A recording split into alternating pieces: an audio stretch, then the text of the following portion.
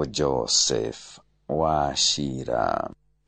Nake gavana wa kauntĩ ya Trans Nzoia Ngabana Natembeya augĩte mbeca iria ciumaga kũrĩ thirikari nĩ ciracererwo, ũndũ ũrĩa ũracũngĩrĩria mathĩna matiganĩte ta kwaga kũrĩha aruti a wĩra mĩcara kahinda-inĩ karĩa kagĩrĩire.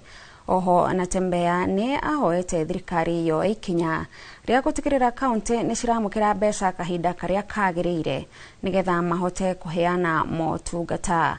Arĩtie ũũ thutha wa kũrugũria bodi njerũ ya kwandĩka aruti wĩra kauntĩ-inĩ iyo ya Trans Nzoia. Tunataka wajaribu kuongeza staff wale wa afya, na vile nimesema tunataka kufocus kwa county yetu. Devolution is about kuleta resources kwa county. Sio kuleta hapa Trans Nzoia na siende mahali pengine. Na hapa Trans Nzoia, when it comes to ethnic balance, actually tulipewa